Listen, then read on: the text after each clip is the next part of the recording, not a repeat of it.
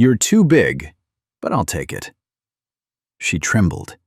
The black soldier claimed his virgin Japanese bride. August 7th, 1945, Camp McCoy, Wisconsin. The transport truck's canvas flap lifted, revealing morning light that stabbed into Suki Tanaka's eyes like accusations. 19 years old, daughter of a decorated Imperial Army officer, she had spent the entire journey from San Francisco expecting death. What the Americans called mercy, she understood as elaborate cruelty, a prolonged torture before the inevitable execution she had been taught to anticipate. Her father's voice echoed in her memory, delivered across their dinner table in Osaka 3 years earlier. The Americans are animals who respect nothing. They will violate every law of civilized warfare. If capture comes, take your own life rather than face their barbarism. The propaganda films shown in her village had been explicit. American soldiers, particularly the black ones, were portrayed as subhuman beasts incapable of restraint or honor. The newsreels displayed fabricated atrocities, doctored photographs, manufactured testimonies from supposed survivors. The message was consistent and absolute. Capture meant violation, torture, and degradation before eventual murder. Suki stepped down from the truck, her legs barely supporting her weight after 3 days of travel. Around her, 42 other Japanese prisoners moved like ghosts, their faces carrying the same certainty of approaching doom. Most were civilians who had been caught in the Philippines when American forces retook Manila. Others were military personnel who had survived battles that Nazi propaganda claimed were glorious victories, but which reality had revealed as massacres. The camp itself defied every expectation. Instead of the concentration facilities described in imperial broadcasts, Suki saw rows of wooden barracks with actual windows. Electric lights burned inside visible structures. Steam rose from what appeared to be a communal bathhouse. The fencing was present, certainly, but the guard towers were manned by soldiers who appeared almost bored rather than sadistic. An American sergeant stood near the processing building, clipboard in hand, calling names in badly accented Japanese. When he reached Suki's name, he didn't shout or strike her for not responding quickly enough. He simply repeated it, pointing toward a building marked with a red cross. The medical facility. Her training screamed warnings. This is where it begins. The medical examination would be the pretext for violation. The kindness was merely tactical deception, designed to lower defenses before the brutality commenced. Private Eleanor Thompson, a nurse in her 30s with kind eyes that crinkled at the corners, met Suki at the entrance. She spoke no Japanese, but her gestures were clear and non-threatening. She indicated that Suki should sit on the examination table. The room was clean, equipped with modern medical supplies that Suki recognized from her brother's brief medical training before his deployment to Guadalcanal. The examination was professional, clinical, and completely contrary to everything Suki had been taught to expect. Eleanor checked her temperature, examined her for injuries sustained during capture, and noted signs of malnutrition on a chart. When she discovered the infected cut on Suki's arm from barbed wire during the initial capture, she cleaned it gently, applied antiseptic that stung but relieved the throbbing pain, and bandaged it with clean gauze. Through the window, Suki watched American soldiers moving between buildings. Some were white, some black, all wearing the same uniform, carrying the same rifles. The segregation she had been told defined American military structure was invisible here, at least in this moment. Or perhaps she simply didn't understand what she was seeing. A black soldier stood outside the medical building, his posture relaxed, speaking with a white corporal about something that made them both laugh. The sound of their laughter carried through the window, genuine and unforced. It was the first sound of normalcy Suki had heard in weeks.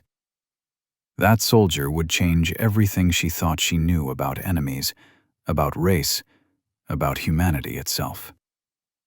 But in that moment, on August 7th, 1945, Suki Tanaka knew only fear and confusion, standing at the threshold of a transformation she could never have imagined. Before you continue listening, please let me know where in the world are you watching from today. Now back to the story. August 8th, 1945, 5:30 in the morning. The mess hall at Camp McCoy operated with efficiency that bordered on mechanical precision. Suki entered with her group of prisoners, each one moving with the hesitant shuffle of people expecting punishment at any moment. The room itself was larger than her family's entire house in Osaka. Tables stretched in rows, each one equipped with metal trays, cups, and utensils. Sergeant Samuel Matthews stood behind the serving line, his 6'2" frame making him impossible to miss among the other personnel. His dark skin gleamed under the fluorescent lights, and his expression carried none of the cruelty Suki had been conditioned to expect. Instead, he appeared almost tired, a man performing a routine duty with the practiced efficiency of someone who had done this hundreds of times before. The propaganda had prepared Suki for monsters. Instead, she faced a man who looked like he had missed too much sleep and needed better coffee. Sam watched as the Japanese prisoners filed through the line, each one flinching slightly when American soldiers handed them plates of food. Scrambled eggs, toast with butter, bacon, fresh fruit, coffee with real sugar and cream. The quantities exceeded what most of these prisoners had seen in months of wartime rationing in Japan, where rice had become scarce and protein was a distant memory for civilians. When Suki reached the serving line, Sam noted her bandaged arm and the way she held her tray with trembling hands. She kept her eyes downcast, refusing to make eye contact, her entire posture radiating expectation of violence. He had seen this before with other prisoners. The Japanese had been fed very specific propaganda about American treatment of captives, particularly about Black American soldiers. "Morning, miss," Sam said in English, placing eggs on her tray. His voice was gentle, almost conversational, as if greeting a neighbor rather than an enemy prisoner. "Hope you like scrambled. It's all we got today." Suki understood no English beyond a few words her brother had taught her from captured American documents, but tone carried meaning that transcended language barriers. This man's voice contained no threat, no mockery, no cruelty. It confused her more than aggression would have. Corporal Jim Walker, working beside Sam, added bacon to Suki's tray with a smile that was probably meant to be reassuring, but came across as slightly awkward. Jim was 23, from Iowa, and possessed the kind of innocent optimism that war hadn't yet completely crushed. He had joined the Army believing in American exceptionalism and democracy, and nothing in the past 2 years had seriously challenged those beliefs. "That's real bacon," Jim said, as if this information mattered. "Not the powdered stuff. Supply sergeant likes us." Suki took her tray and moved toward the tables where other Japanese prisoners sat in silence, eating with mechanical precision. The food was extraordinary compared to what they had received in Japanese military camps before capture. White rice had been a luxury in the Philippines toward the end. Here they had eggs, meat, bread, fruit. The abundance made no sense within the framework of everything they had been taught about American weakness and resource scarcity. Sam watched Suki sit down, noting the way she examined each item on her tray as if expecting poison. Other prisoners did the same. They ate slowly, testing each food, waiting for symptoms of contamination that never came. The psychological damage of propaganda ran deep, creating suspicions that facts struggled to overcome. Lieutenant Hiroshi Kawaguchi sat at the end of one table, his bearing still military despite capture. He was 32, a career officer who had survived the Battle of Leyte Gulf and maintained absolute faith in the Emperor and the righteousness of Japan's cause. He watched Sam with undisguised contempt, then spoke quietly in Japanese to those nearby. "They fatten us like livestock before slaughter. Do not trust their kindness. It is tactical deception designed to extract information before they kill us. Remember your training. Remember your duty. America has no honor." Several prisoners nodded, including Suki. The words confirmed what she already believed, what she had been taught since childhood. Americans were barbarians who understood only force and deception. This food, this medical care, these gentle voices were all elaborate theater preceding inevitable atrocity. Yet as Suki ate her eggs, she couldn't reconcile Kawaguchi's certainty with the evidence of her senses. The food was real, not poisoned. The medical care had healed her infected wound. The guards were alert but not aggressive. The black sergeant had served her food with the same care he showed to his own soldiers eating at separate tables. Sam finished his serving duty and sat down with Jim at a table near the prisoners. He could feel eyes on him, dozens of Japanese captives watching every movement, interpreting every gesture through the lens of their propaganda-shaped expectations. He had faced this before with German prisoners, Italian prisoners, even Japanese prisoners at other camps. Fear was universal. So was the slow, difficult process of replacing fear with understanding. "Think they'll ever trust us?" Jim asked, cutting his bacon with more force than necessary. Sam looked at Suki, who was staring at her empty tray as if it contained secrets. "Maybe," he said quietly. "Trust takes time. Fear takes longer to unlearn than facts take to teach." August 10th, 1945. 2:15 in the afternoon. The work detail assignment board outside the camp administration building listed tasks for prisoner labor. Geneva Convention rules prohibited military production work, but agricultural labor, camp maintenance, and supply handling were permitted. Suki found her name listed for laundry duty, a task that seemed impossibly mundane given her expectations of hard labor in stone quarries or munitions factories. The laundry facility was a modern building equipped with industrial washing machines powered by electricity, heated water systems, and ventilation that actually worked. 6 American women, civilian employees of the War Department, supervised the operation alongside 2 military personnel. They showed the Japanese women how to operate the machinery, sort clothing by color and fabric type, and use the appropriate amounts of soap for different loads. Suki stood before a washing machine that represented more technological sophistication than anything she had seen in Japan. At home, laundry meant hauling water from wells, heating it over wood fires, and scrubbing clothes by hand against washboards. This machine did everything automatically. You loaded clothes, added soap, turned a dial, and walked away.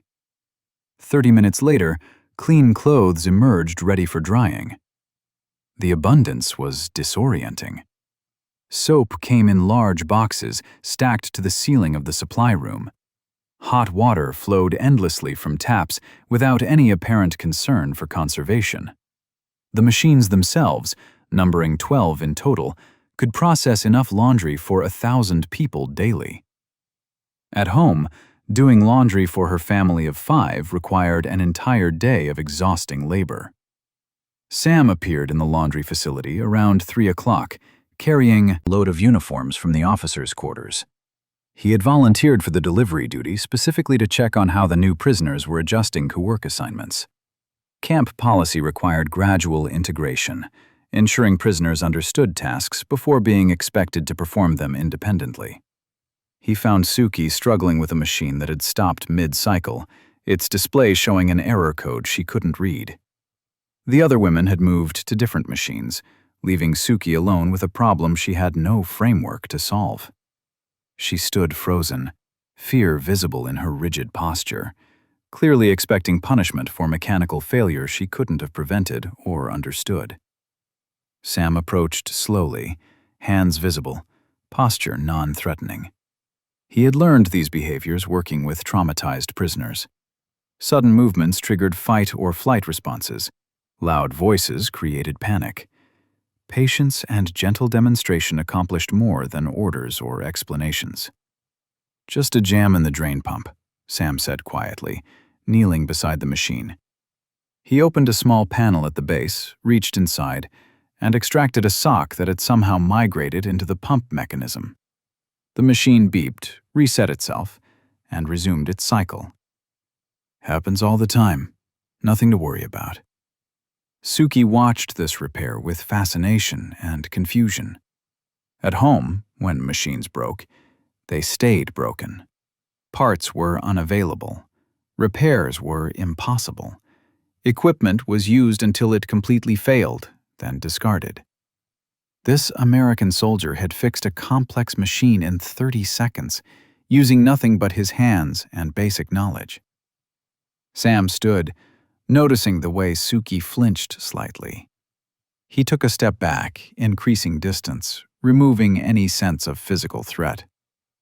"You're doing good work," he said, gesturing toward the sorted piles of clean laundry Suki had already processed. "Better than some of our regular crew." The words meant nothing to Suki linguistically, but the gesture toward her completed work, the nod of approval, the small smile, these communicated praise. She had expected criticism, punishment, cruelty. Instead, this black soldier, whose very existence Japanese propaganda had painted as threatening, offered recognition of her competent labor. Eleanor Thompson entered the laundry facility carrying medical supplies for the first aid station maintained in every work area. She saw Sam talking to Suki and smiled.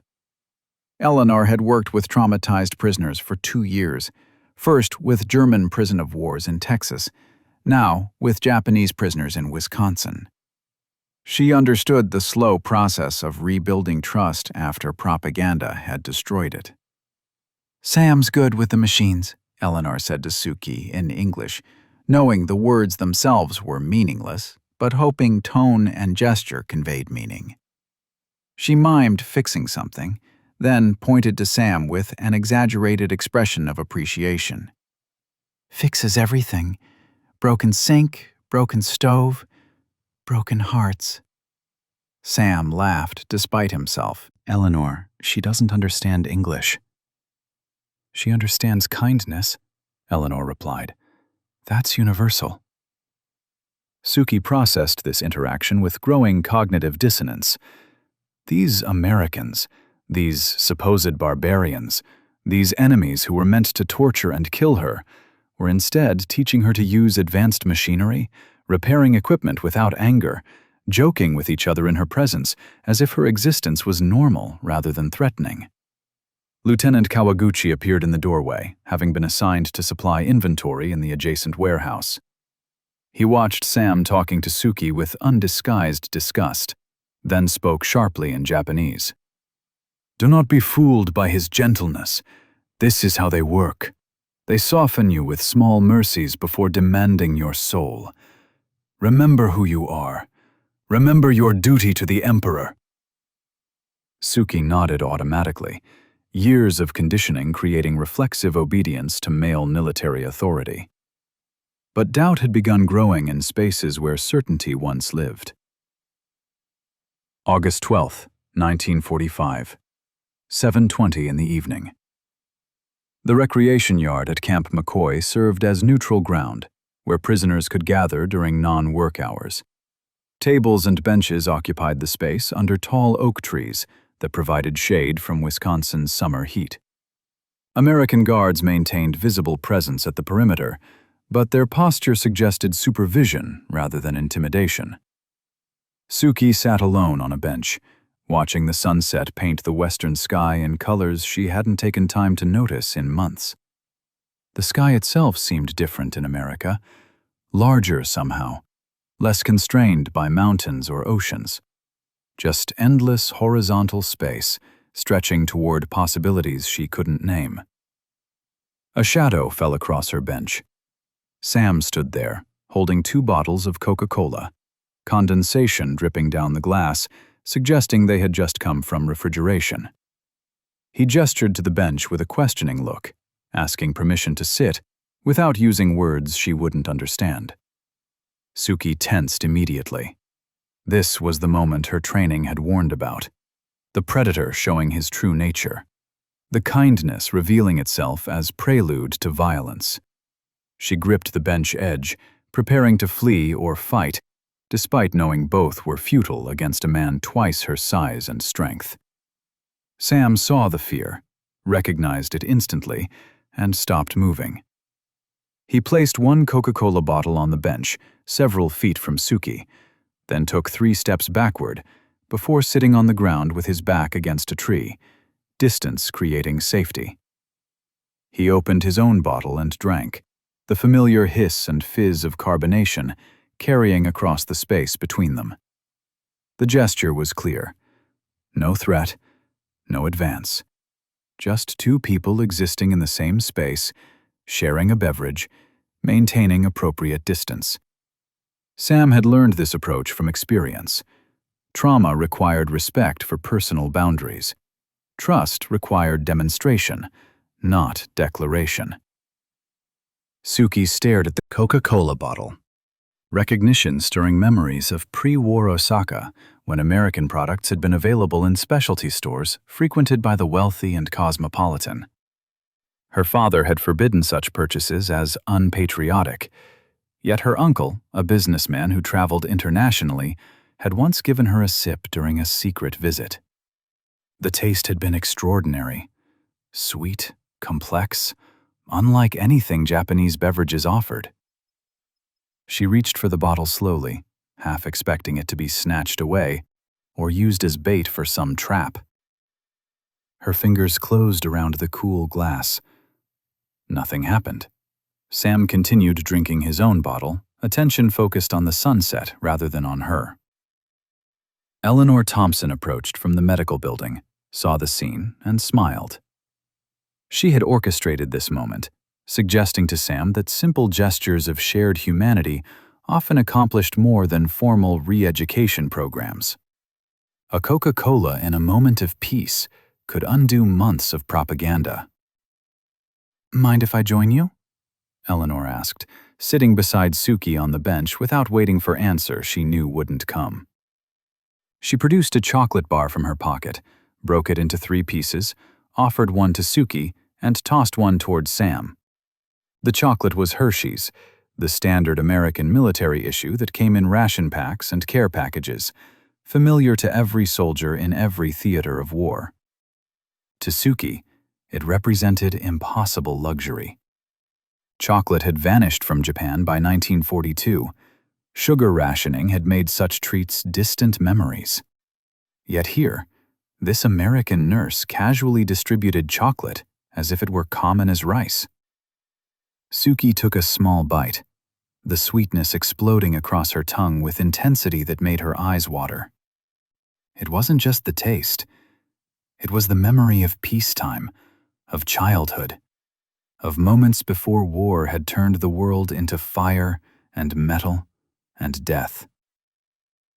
"You're too big for all this fear," Eleanor said gently in English, knowing Suki couldn't understand the words, but hoping tone conveyed meaning.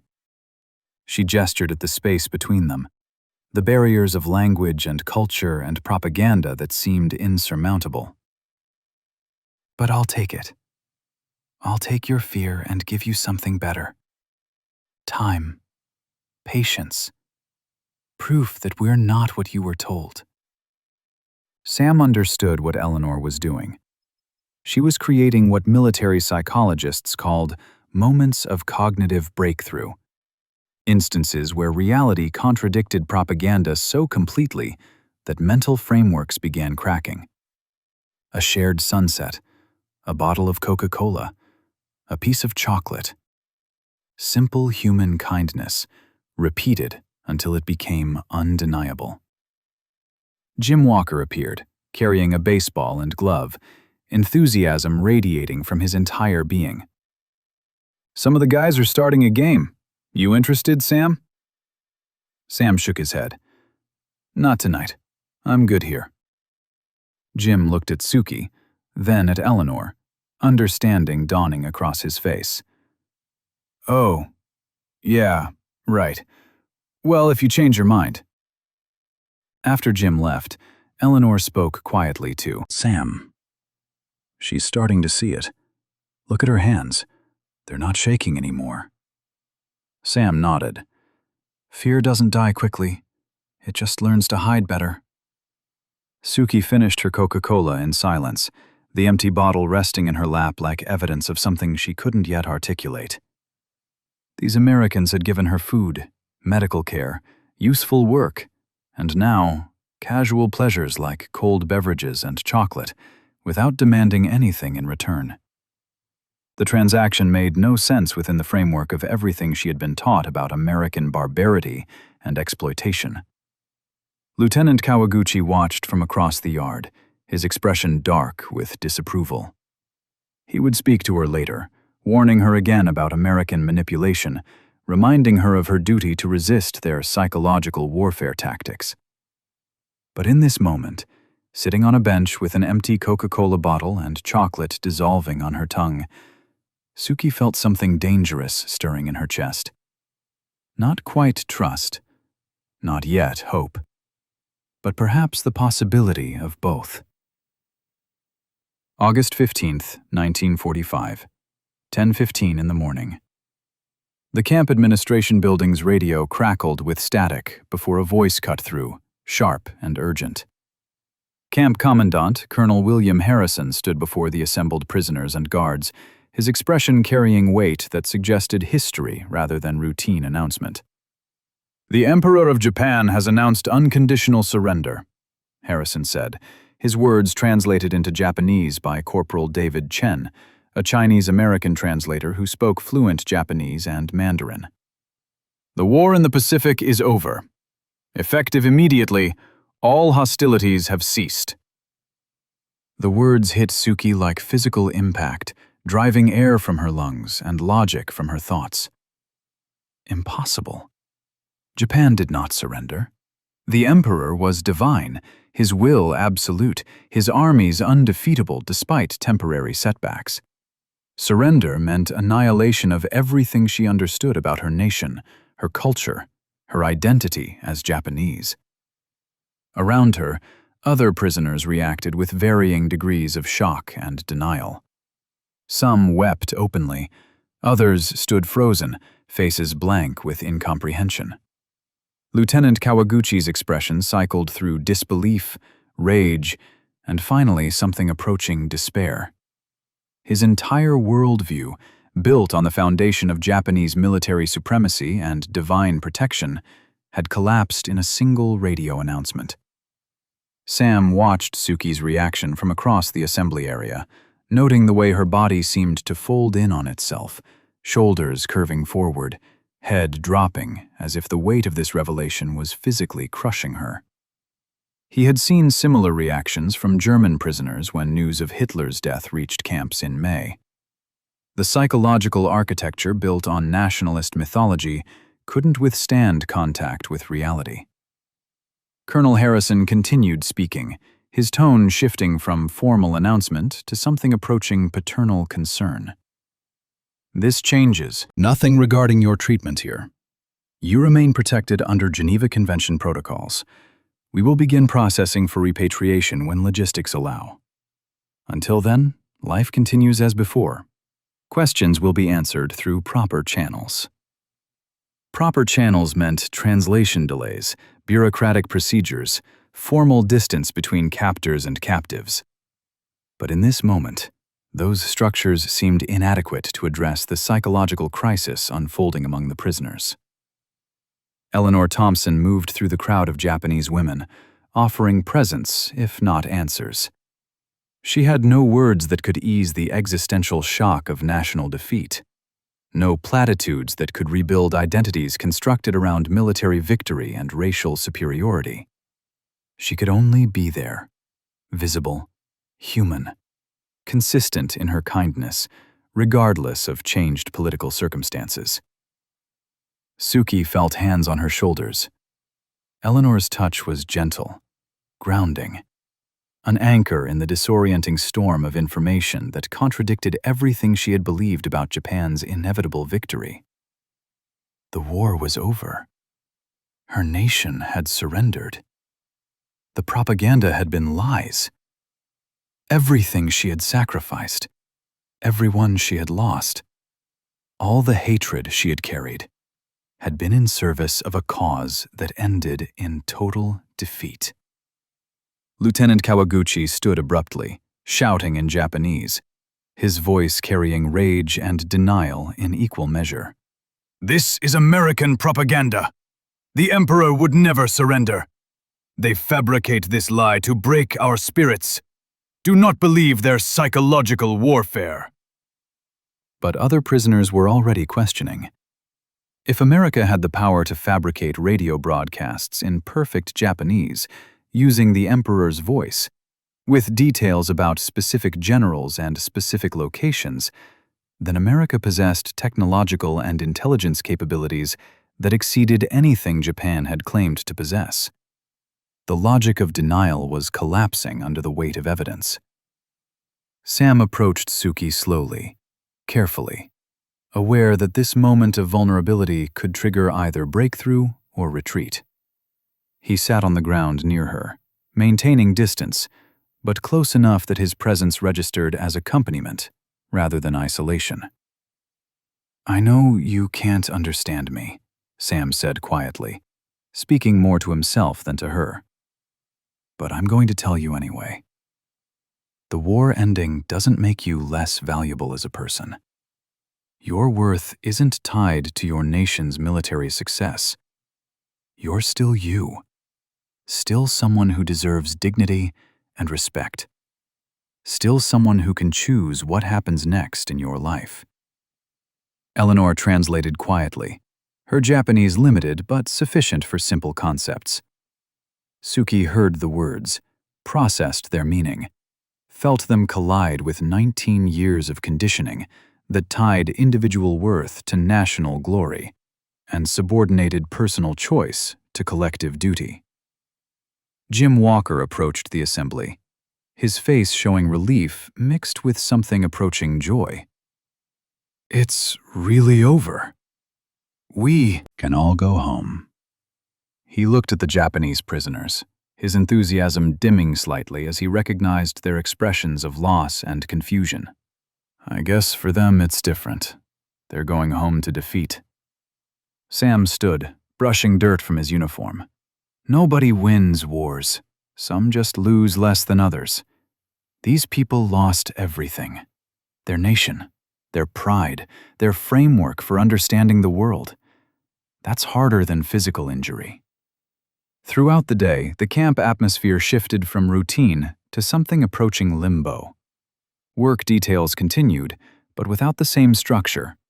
Guards maintained presence, but without the same alertness. The war's end had transformed everyone into civilians, waiting for permission to resume interrupted lives. Suki spent the afternoon in the laundry facility, mechanically operating machinery, finding comfort in repetitive tasks that required no thought or emotional processing. The washing machines hummed their reliable cycles. Hot water flowed endlessly. Soap cleaned everything it touched. These facts remained true regardless of who surrendered to whom. Sam found her there at 5 o'clock, bringing news that evening meal would include special provisions to mark the war's end. Steaks, fresh bread, ice cream, foods reserved for celebrations. The irony was sharp. America celebrated victory with abundance, while Japanese prisoners confronted defeat with empty hands and emptier certainties. "You're too big for all that grief," Sam said gently, knowing she couldn't understand, but needing to speak anyway. "But I'll take it. I'll take your confusion and your loss and your fear. and I'll give you time to become someone new. Not Japanese, not American, just human. That's enough. That's always been enough. Suki looked at him directly for the first time, meeting his eyes without the reflexive aversion Japanese women showed to men, particularly foreign men, particularly black foreign men, about whom she had been taught to fear most deeply. In his expression, she saw no triumph, no mockery, no cruelty. Only sadness, understanding, and something that might have been recognition. He, too, had experienced the collapse of certainties, the discovery that the world was different than he had been taught. In that shared moment of seeing and being seen, something shifted between them. Not quite trust, not yet understanding, but perhaps the possibility of both, growing in the ruins of everything they had been taught to believe about enemies and strangers and people whose skin carried different colors under the same sun. August 20th, 1945, 9:30 in the evening. The Wisconsin summer heat had broken overnight, replaced by cool air that carried hints of approaching autumn. Suki sat on her barrack steps, wrapped in a thin cotton blanket issued by Camp Supply, watching stars emerge in the darkening sky. The constellations looked different here than they had in Japan, though she knew this was impossible. Stars didn't change positions based on propaganda or national borders. Eleanor Thompson approached from the medical building, carrying a thick wool blanket folded over her arm. She had noticed Suki shivering during evening roll call and made a mental note to address it. The camp had adequate supplies. No prisoner should suffer from cold when warmth was available. "This is better," Eleanor said, offering the wool blanket. She mimed wrapping it around shoulders, her gestures exaggerated to ensure understanding across language barriers. "Warmer. For you." Suki accepted the blanket hesitantly, her fingers registering the quality immediately. This wasn't surplus military issue. This was civilian merchandise, the kind purchased in stores for personal use. The wool was soft, clean, smelling faintly of lavender from whatever storage had preserved it. Eleanor had brought this from her personal possessions. The gesture transcended simple material exchange. Eleanor was offering something that belonged to her, sharing warmth that came from her own resources rather than military surplus. The distinction mattered. This was personal kindness, not institutional obligation. "Thank you," Suki said quietly in Japanese, the words automatic despite knowing Eleanor wouldn't understand their literal meaning. But gratitude carried emotional weight that transcended vocabulary. Eleanor smiled, understanding the intent, if not the words. Sam appeared from the direction of the mess hall, carrying a notebook and pencil. He had been working on something for the past week, a project that occupied his evening hours when duties were completed. He saw Eleanor and Suki, noted the blanket exchange, and felt something warm settle in his chest. Small mercies were adding up, creating cumulative effect that formal re-education programs couldn't achieve. "Evening, Ellie," Sam said, settling onto the steps several feet from Suki, maintaining respectful distance. "Teaching supplies tonight?" Eleanor laughed. "Teaching warmth. Same principle, though. Show them we're human, one blanket at a time." She departed, leaving Sam and Suki in comfortable silence, punctuated by distant sounds of the camp settling into night routines. Guards changed shifts. Lights dimmed in various buildings. Somewhere, a radio played music. Big band jazz that Sam recognized as Duke Ellington. Music from his own community. Sounds of home. Sam opened his notebook, revealing pages covered with careful handwriting. Japanese words paired with English translations, pronunciation guides written phonetically, simple phrases designed for basic communication. He had been studying, using borrowed books from the camp library, asking Corporal Chen for guidance on proper pronunciation and cultural context. "Hello," Sam said in carefully practiced Japanese, the word emerging awkwardly but recognizably. "My name is Sam." Suki's head snapped toward him, shock visible across her features. This American soldier, this black man she had been taught to fear and despise, was speaking her language. Not fluently, not perfectly, but making genuine effort to communicate in her native tongue rather than demanding she adapt to his. Sam continued slowly, consulting his notebook for pronunciation. "I hope you are well." The words were simple, almost childlike in their basic construction, but the effort behind them was profound. Sam wasn't just learning vocabulary. He was learning her culture, her language, her way of understanding the world. He was meeting her halfway across the gap propaganda had created. "You speak Japanese," Suki said quietly, then immediately felt foolish for stating the obvious. Sam smiled, understanding her tone, if not her exact words. "Little bit. Learning. Want to talk to you. Want to understand." The halting Japanese carried more meaning than fluent English could have conveyed.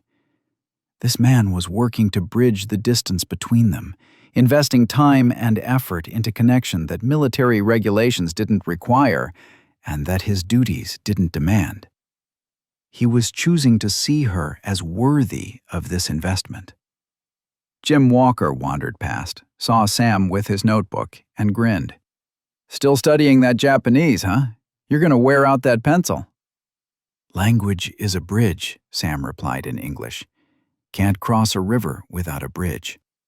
Jim nodded, accepting this wisdom without fully grasping its depth. He waved and continued toward the barracks, leaving Sam and Suki in their careful conversation. Words traded slowly across linguistic boundaries that were beginning to feel less insurmountable. Suki pulled Eleanor's blanket tighter around her shoulders, the wool's warmth combining with something else, a different kind of heat that came from recognition and possibility. This American soldier was studying her language. Eleanor had given her personal belongings. Jim treated her with casual friendliness that suggested her humanity was self-evident rather than debatable. Everything she had been taught about American barbarity and racial hatred was crumbling under the weight of sustained evidence to the contrary. The propaganda had prepared her for monsters. Instead, she had found people, flawed and human, and capable of extraordinary kindness toward enemies they had every reason to hate. Lieutenant Kawaguchi watched from his barrack window, face dark with disapproval. Tomorrow, he would speak to Suki again, warning her about American psychological manipulation, reminding her of her duty to resist their tactics. But tonight, wrapped in a blanket that smelled like lavender, learning that the man she feared was learning her language, Suki felt something dangerous and wonderful taking root in the ruins of her certainties.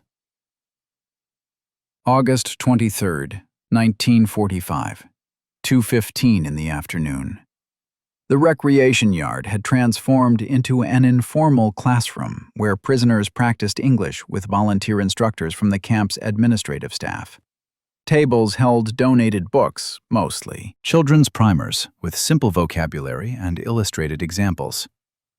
The sessions were optional, but attendance had grown steadily as prisoners recognized that English proficiency would matter in whatever future awaited them.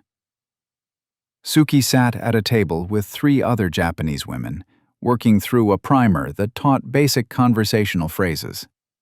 The book was designed for elementary school children, its illustrations showing families doing ordinary activities, shopping for groceries, playing in parks, eating meals together. The depicted normalcy felt almost surreal compared to the war-torn reality they had known. Jim Walker appeared, carrying a tray with 4 cups of tea, steam rising in lazy spirals from the hot liquid.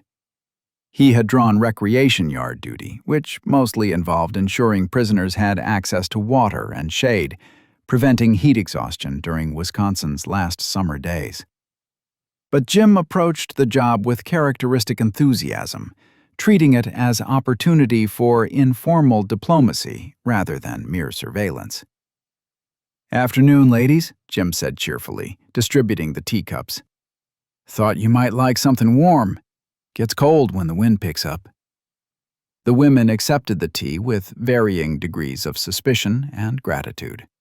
Suki had learned to recognize Jim's genuine friendliness, his uncomplicated desire to be helpful without expecting anything in return. He was, perhaps, the simplest person in the camp, his motives transparent, his kindness reflexive rather than calculated. "Thank you," Suki said in careful English, the words feeling strange on her tongue but increasingly natural with practice. "Tea is good." Jim's face lit up with disproportionate joy. "Hey, your English is getting really good. That was perfect." He pulled up a chair, sitting backward on it with arms folded across the backrest, posture casual and non-threatening. "You learn fast."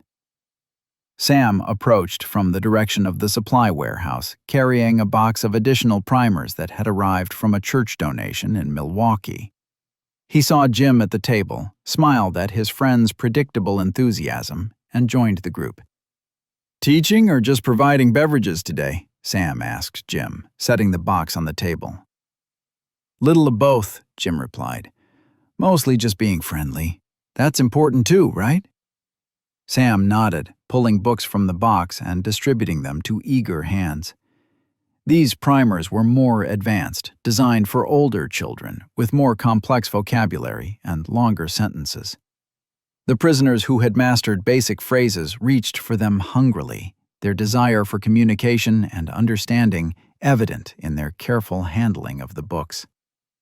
Suki received a primer titled American Life and Customs, its cover showing a diverse group of people gathered around a Thanksgiving table. The image itself was remarkable. Black and white people, seated together, sharing a meal, smiling at each other with genuine warmth. The scene contradicted everything Japanese propaganda had claimed about American racial hierarchy and segregation. "Is this real?" Suki asked in halting English, pointing to the illustration. "Black and white, together? Same table?" Sam's expression shifted, carrying weight that Suki couldn't fully interpret. "Sometimes," he said carefully, mixing English with simple Japanese. "Not everywhere, not always, but sometimes yes. America is complicated." Jim looked uncomfortable, his naive optimism colliding with reality he preferred not to examine too closely. "We're getting better, though. The war changed things.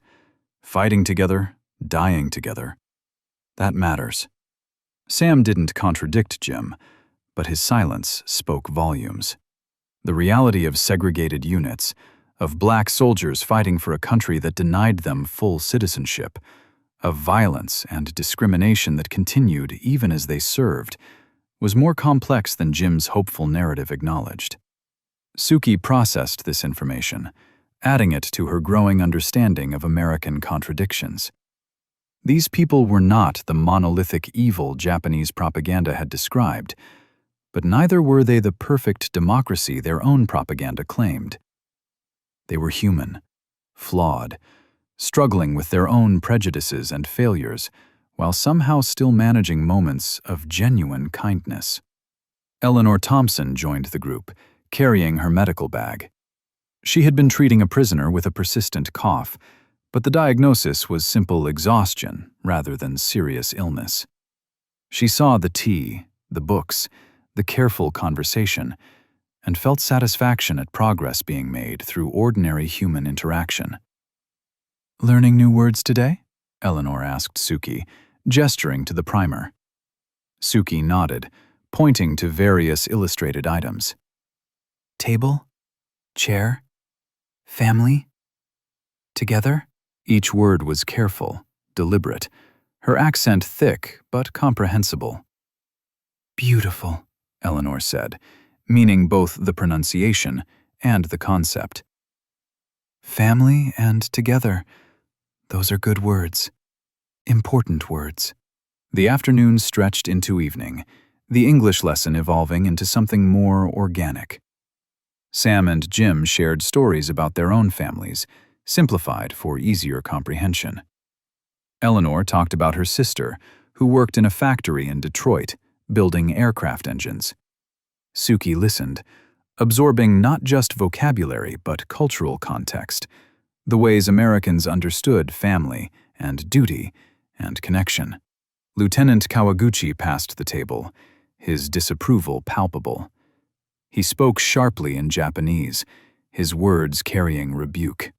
You dishonor your ancestors, learning the enemy's tongue, drinking their tea, laughing at their stories. Have you forgotten who you are? Suki looked up at him, meeting his eyes directly, rather than averting her gaze as Japanese custom dictated.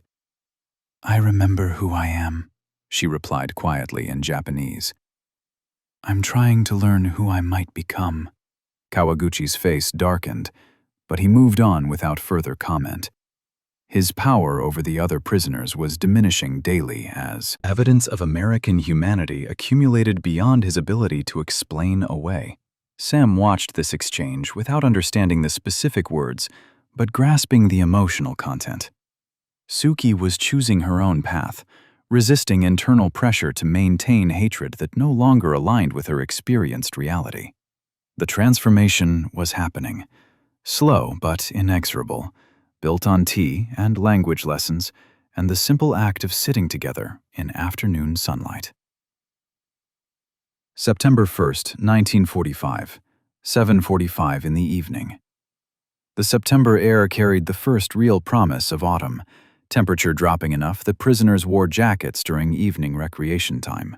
Suki had been at Camp McCoy for 25 days, each one bringing new challenges to the world view she had carried from Japan. She sat in the recreation yard's corner, a primer open on her lap, but her attention focused on Sam Matthews as he played catch with Jim Walker and two other soldiers. The casual game represented something Suki struggled to articulate, even in her own thoughts. These men had fought in terrible battles, seen friends die, carried trauma that occasionally showed in their distant expressions or sudden silences.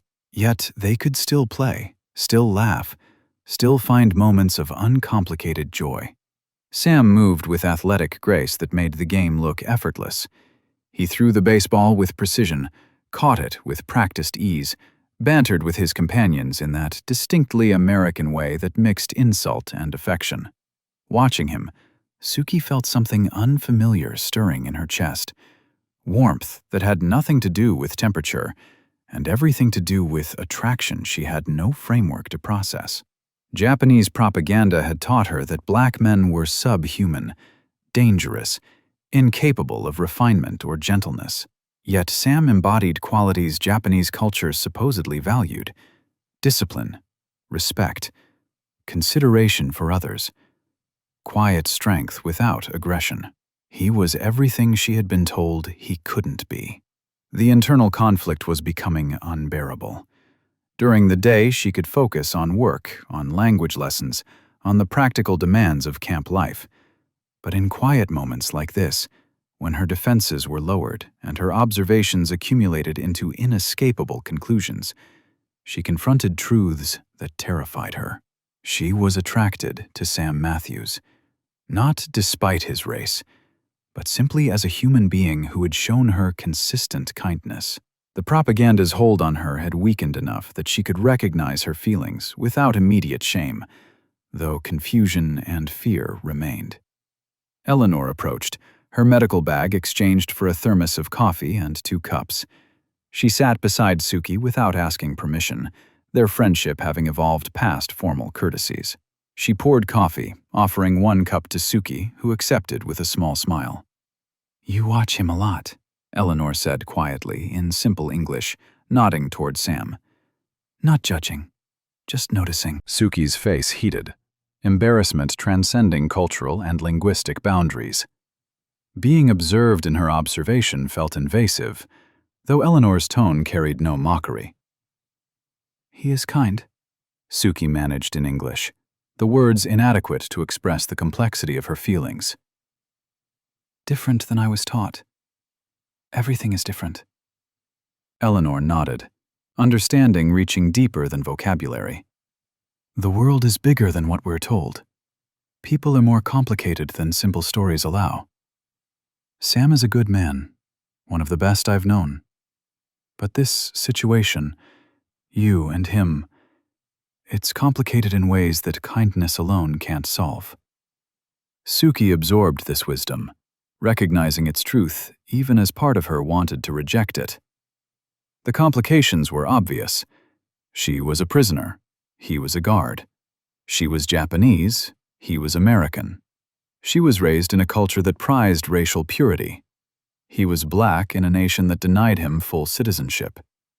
Even if feelings were mutual, which she had no evidence to support, the obstacles were immense. Sam finished his game, noticed Eleanor and Suki, and walked over with that same casual confidence that made Suki's heart beat faster.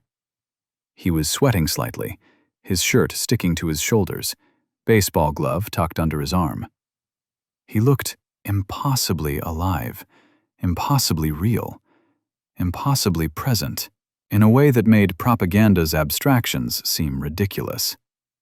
"Evening," Sam said, addressing both women, but his eyes lingering on Suki. "Studying still? You work harder than half the soldiers here."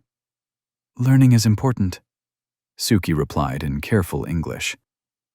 "Want to understand. Want to speak better." "You speak fine," Sam said, settling onto the ground near their bench. "Better every day. Your pronunciation is really improving." The compliment shouldn't have mattered. It was simple encouragement, the kind any teacher might offer a student.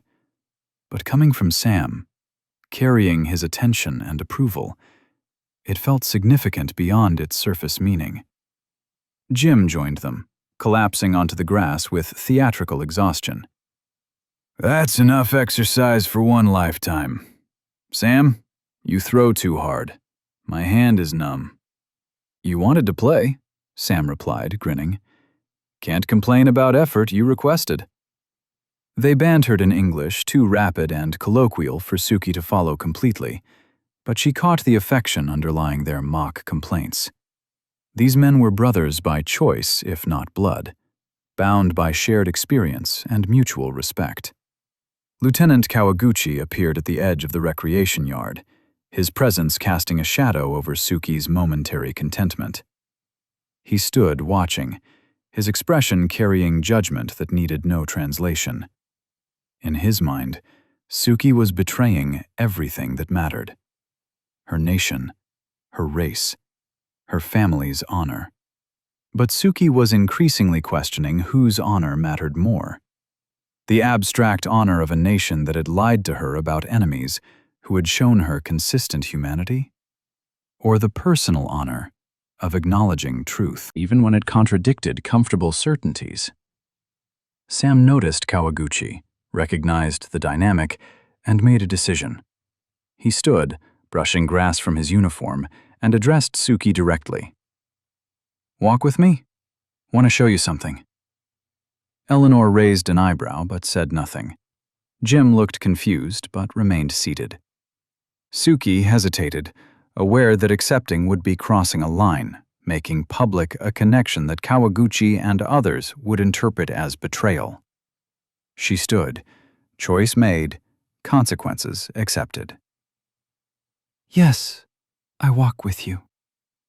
They moved toward the camp's perimeter fence, where the setting sun painted the Wisconsin landscape in gold and amber. Sam walked slowly, maintaining respectful distance, but close enough that Suki could feel his presence, like warmth from a fire, "You're facing pressure," Sam said quietly, mixing simple English with occasional Japanese words he'd learned. "From your people. To resist. To maintain distance. To reject kindness as manipulation." Suki nodded, surprised by his understanding. "I face pressure too," Sam continued. "Different kind, but real. Some people, American people, don't think I should talk to you. Japanese enemy, they say. Black man getting too familiar with prisoners, they say. We both fight expectations." This revelation shocked Suki more than perhaps it should have. She had assumed American unity, collective agreement on prisoner treatment. The reality of internal divisions, of Sam facing criticism for showing her simple human decency, complicated her understanding further. "What do we do?" Suki asked, her English barely adequate for the question's weight. Sam smiled sadly. "We do what's right, despite what others say, despite complications. We treat each other like humans. That's all. That's everything." September 8th, 1945, 3:20 in the afternoon. The supply warehouse inventory had revealed discrepancies that required investigation. Missing items, mostly food stores and medical supplies, had disappeared over several weeks. Camp Commandant Colonel Harrison assigned Captain Thomas Brennan, a military police officer known for aggressive interrogation techniques, to handle the investigation. Brennan had already questioned 3 American soldiers with access to supply keys.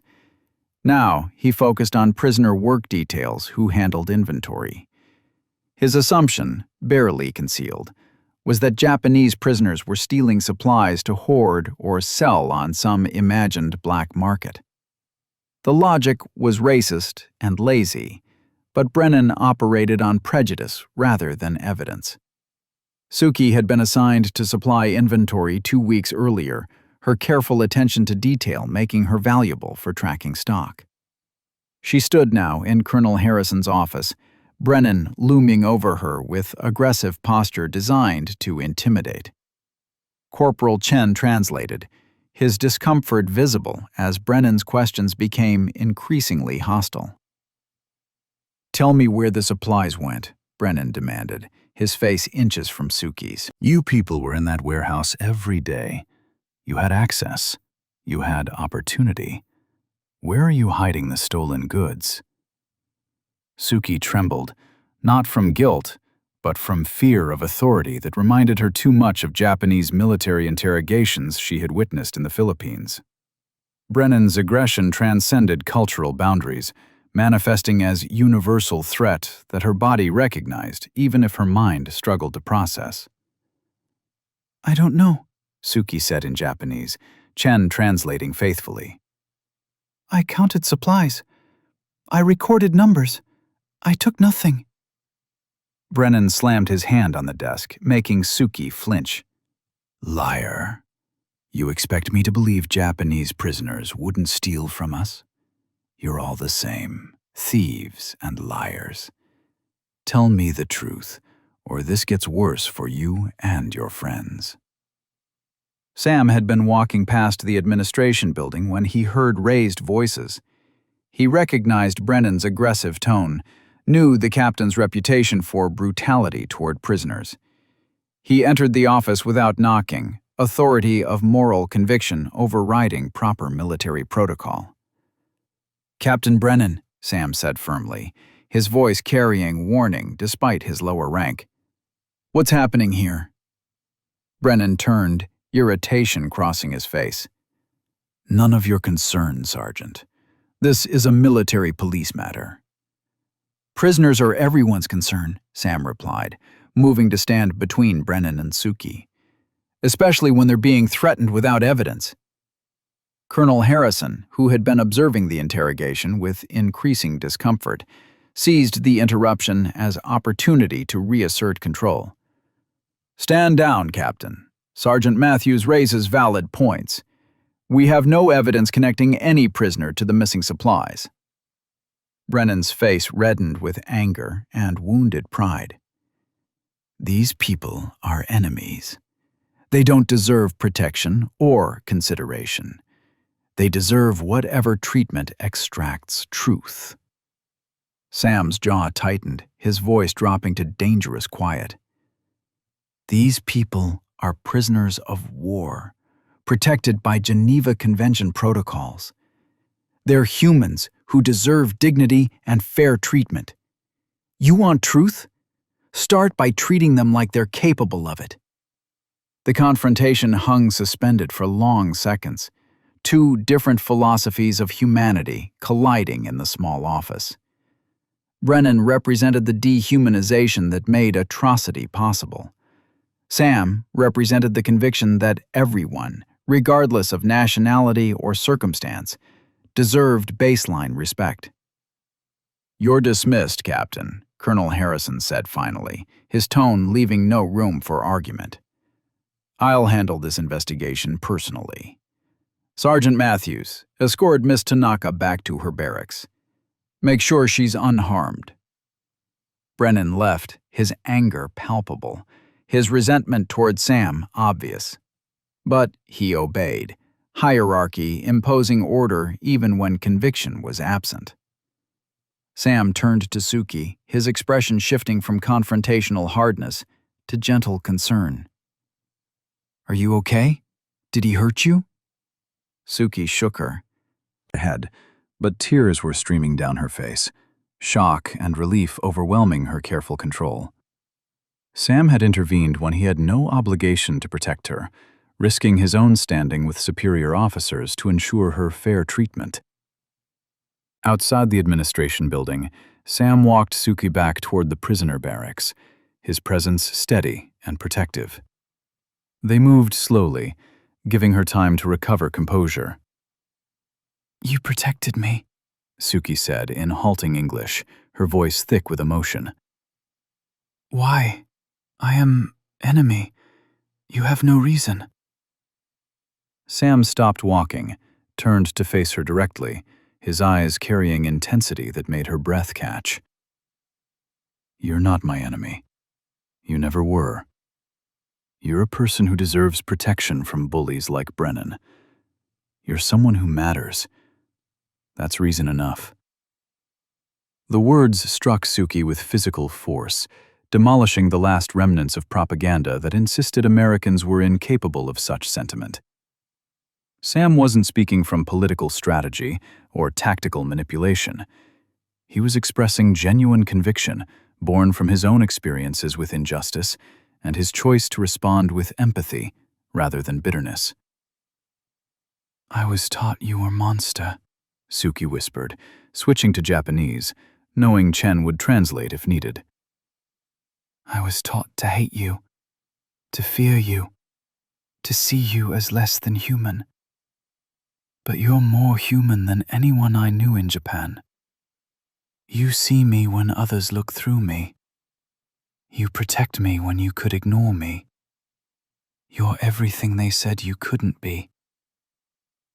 Sam smiled sadly, understanding through tone what words conveyed. "We're all just people trying to do right in impossible situations. You were taught lies about me. I've been taught lies about myself by people who look like Brennan. But we don't have to believe lies just because powerful people tell them." Eleanor appeared from the medical building, saw them standing together, understood something significant had happened. She approached slowly, medical instincts assessing Suki for injury or shock. "What happened?" Eleanor asked. "Brennan," Sam replied simply, the name explanation enough. Eleanor's expression darkened. "That man is poison. Suki, are you hurt?" "No," Suki managed in English. "Sam came. Sam stopped him. Sam protected me." Eleanor looked at Sam, recognition dawning in her eyes. She saw what was growing between them, the connection forming through repeated acts of courage and kindness. She saw complications, too, obstacles that care alone couldn't overcome. But in that moment, standing in afternoon sunlight, Suki felt something fundamental shift. Her attraction to Sam had evolved into something deeper, recognition of shared humanity that transcended every artificial boundary propaganda and prejudice had erected. She wasn't falling in love with an American soldier. She was discovering love with another human being who had chosen compassion over cruelty, protection over indifference, truth over comfortable lies. September 15th, 1945. 10:30 in the morning. The camp administration building buzzed with unusual activity. Officers moved between rooms carrying folders and clipboards, their expressions suggesting significant news. Prisoners noticed the change immediately, anxiety spreading through work details and recreation areas. Something was happening, something that would affect all of them. Colonel Harrison called an assembly for noon, every prisoner and most staff gathering in the main yard. His expression carried weight that Suki recognized as precursor to life-altering announcement. She stood with other Japanese women, Eleanor nearby, Sam visible at the edge of the crowd in his unofficial role as guardian and protector. "We've received notification from Washington," Harrison began, Corporal Chen translating into Japanese. "Repatriation logistics are being finalized. Within 6 to 8 weeks, Japanese prisoners of war will begin transport back to Japan. The process will be organized by region of origin. Those from southern Japan will likely return first. Those from northern regions will follow." The words landed like physical blows. Repatriation. Return. Going home to a Japan that existed only in memory, to a nation destroyed by war, to families who might not have survived firebombing and atomic devastation. The prospect carried both pull of familiar and terror of unknown. Suki's mind raced, processing implications faster than emotion could accommodate. She was from Osaka, a southern city, which meant she would be in the first group to leave. 6 to 8 weeks, perhaps less. Time that had seemed infinite suddenly contracted to countable days. She turned instinctively toward Sam, found him already looking at her, his expression carrying the same realization. Whatever was developing between them had expiration date now, deadline imposed by logistics and national boundaries, and the simple fact that prisoners eventually go home. Lieutenant Kawaguchi stood taller, his face showing first genuine happiness Suki had seen since surrender announcement. "Finally," he said in Japanese, voice carrying across the assembled prisoners. "We return to rebuild our nation. We go home to fulfill our duty to the Emperor and our families. This American captivity ends." Several prisoners nodded, relief visible in their postures. Others looked uncertain, caught between desire for home and recognition that the Japan they returned to would be unrecognizable. Cities destroyed, economy collapsed, occupation forces controlling government. Home had become abstract concept rather than specific place. The assembly dispersed slowly, prisoners clustering in groups to discuss implications. Suki walked toward her barracks alone, needing space to process competing emotions. Relief at surviving captivity, fear of unknown Japan, grief at leaving America, and something else sharper and more painful: the prospect of leaving Sam. He found her sitting on the barracks steps, face hidden in her hands, shoulders shaking with silent sobs. He sat beside her, maintaining respectful distance, presence offered without words that might cheapen the moment. 6 weeks, Suki managed in English, her vocabulary adequate for expressing the terrible simplicity. I go home. Leave here. Leave you. Sam nodded, his own throat tight with emotion he couldn't fully articulate. I know. I heard.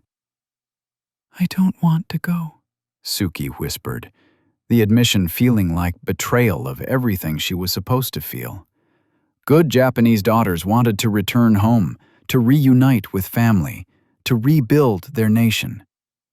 But Suki wanted to stay here, in this camp, in this country, near this man who had shown her that everything she was taught was wrong. Your family needs you, Sam said gently, fighting his own desire to ask her to stay, to find some way to make the impossible possible. Japan needs you. You have duty there. I have duty here, Suki replied, her English breaking down under emotional weight, switching to Japanese that Chen wasn't present to translate, but Sam understood through tone and context. Duty to truth. To people who showed me humanity when my own people taught me hate. Duty to you. Sam closed his eyes, pain visible across his features. Suki, I can't ask you to stay. Even if I wanted to, even if you wanted to, the complications are too great. You're Japanese. I'm black. The world isn't ready for us. Maybe it never will be. The world was not ready for war, Suki countered, her logic cutting through his careful rationality. The world was not ready for atomic bombs. The world was not ready for surrender. But these things happened anyway. Why can't we happen? Eleanor appeared, drawn by emotional tenor she recognized from yards away. She carried her medical bag out of habit, though this hurt required no physical remedy. She sat on Suki's other side, creating circle of support. You heard about repatriation, Eleanor said quietly, statement rather than question. Suki nodded, tears falling freely now, grief unhidden. Love and duty pulling opposite directions, Eleanor continued, her voice carrying weight of personal experience. I know that feeling. Lost my husband in North Africa. Wanted to stop working, stop caring, stop engaging with world that took him from me. But duty kept me moving. Sometimes duty saves us from drowning in loss. Sometimes duty drowns us, Suki replied in careful English, the words heavy with resignation. Sam looked at Eleanor, seeking guidance from someone who had navigated impossible choices. What do we do? Eleanor smiled sadly. You have 6 weeks to figure out what matters most. 6 weeks to decide if love is strong enough to overcome every obstacle society will put in your path. 6 weeks to determine if staying together is worth the cost it will demand from both of you. Jim Walker approached, his usual cheerfulness subdued by the day's heavy news. Hey, heard about the repatriation announcement. That's rough. I'm sorry. Sam nodded appreciation for sympathy, even as he recognized Jim's inability to fully grasp the situation's complexity. Jim understood friendship, loyalty, basic human kindness. But the layers of complication surrounding an interracial relationship between prisoner and guard, between enemy nationals, between people from cultures barely beginning to understand each other, these exceeded Jim's simple worldview.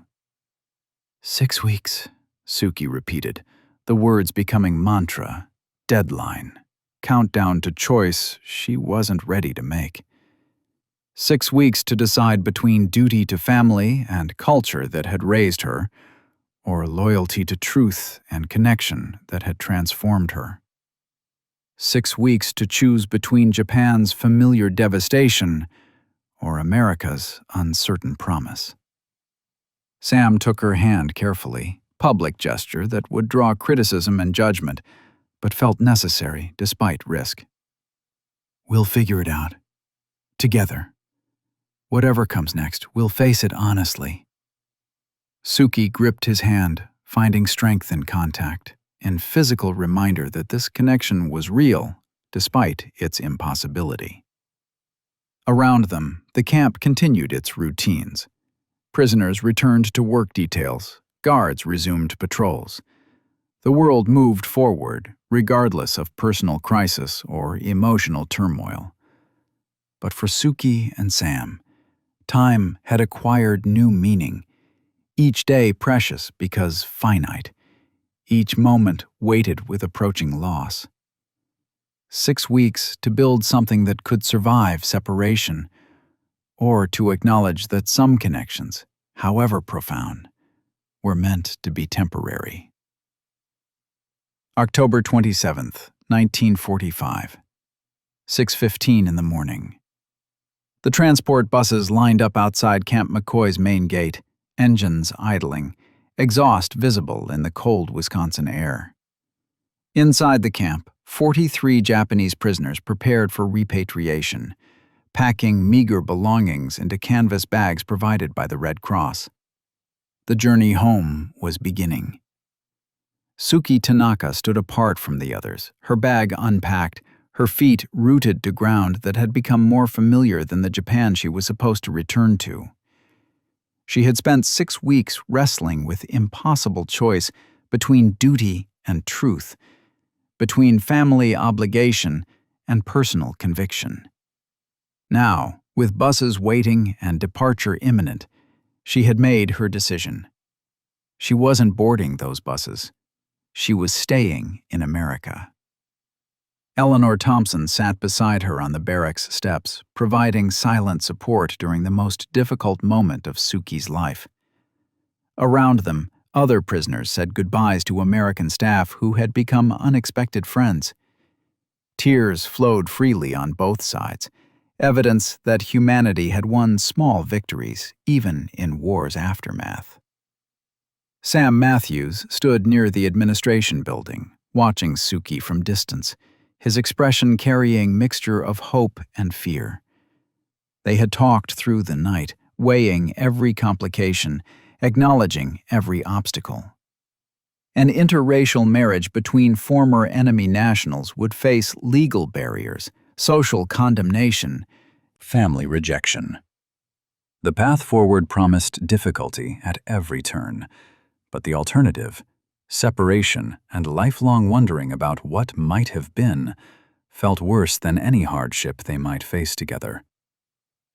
Colonel Harrison emerged from his office carrying paperwork that represented months of bureaucratic maneuvering. Suki's petition to remain in the United States as a displaced person, sponsored by Eleanor Thompson and supported by character references from camp staff, had been approved by military authorities. The legal framework existed for her to stay, though nothing about the process had been simple or certain. "Miss Tanaka," Harrison said formally, Corporal Chen translating one final time. "Your paperwork is complete. You're free to remain in the United States under civilian authority. The military's responsibility for you ends today." Suki nodded, emotion closing her throat against words. Free. The concept seemed impossible after months of captivity, years of war, lifetime of being told her worth depended on obedience to structures larger than herself. Lieutenant Kawaguchi approached, his face dark with final condemnation. "You shame your ancestors," he said in Japanese, voice carrying across the yard. "You abandon your nation when it needs rebuilding. You betray your race for enemy affection. History will judge you harshly." Suki met his eyes without flinching, her voice steady despite tears. "History will judge us all for the war we fought. I choose to be judged for choosing love over hate, truth over propaganda, humanity over nationalism. If that's shame, I'll carry it gladly. The buses departed without her, carrying prisoners toward ships, toward home, toward futures shaped by duty and tradition. Suki watched them go, grief and relief mixing in equal measure. Sam approached slowly, officially off duty now, simply a man approaching a woman he loved. "You're sure?" he asked quietly. "Once those buses leave, there's no changing your mind." "I'm sure," Suki replied in English that had grown confident through practice and necessity. "You showed me that people matter more than nations, that kindness matters more than ideology, that love matters most of all. I choose you. I choose us. I choose the future we'll build together." Jim Walker appeared, carrying boxes from the camp store, his enthusiasm undimmed by the morning's emotional weight. "Got you some supplies for the road. Figured you two could use some provisions for wherever you're heading next." Eleanor produced an envelope containing money she and other staff had collected, contributions from people who had witnessed Suki and Sam's connection and wanted to support it. "It's not much," Eleanor said, "but it's a start. Enough to get you to wherever home will be." Home. The word had lost its geographic specificity, becoming instead a concept attached to people rather than places. Home was where Sam was. Home was where Eleanor's friendship existed. Home was wherever humans treated each other with dignity, regardless of history or difference. They left Camp McCoy together as morning sun burned through Wisconsin's autumn fog. Sam and Suki, two people who were never supposed to meet, never supposed to care, never supposed to love. They carried almost nothing material, but everything that mattered. Trust earned through consistent kindness, connection forged through shared humanity, hope built on the simple truth that love could transcend any boundary that propaganda and prejudice had erected. Years later, Suki would write letters about her transformation from prisoner to partner, from enemy to advocate. She would speak at universities and churches about the power of compassion to demolish hatred. She would raise children who knew no boundaries of race or nation, only the limitless possibility of human connection. But on October 27, 1945, she simply walked beside Sam Matthews into morning light, hand in his hand, heart full of gratitude for the black soldier who had claimed not a virgin Japanese bride, but a human being worthy of respect, dignity, and love. The war had ended. Their life together was just beginning. And in that beginning lay proof that even the deepest divisions could be healed by people willing to see each other's humanity through the smoke of propaganda and the ruins of conflict. They had survived war. Now they would build peace.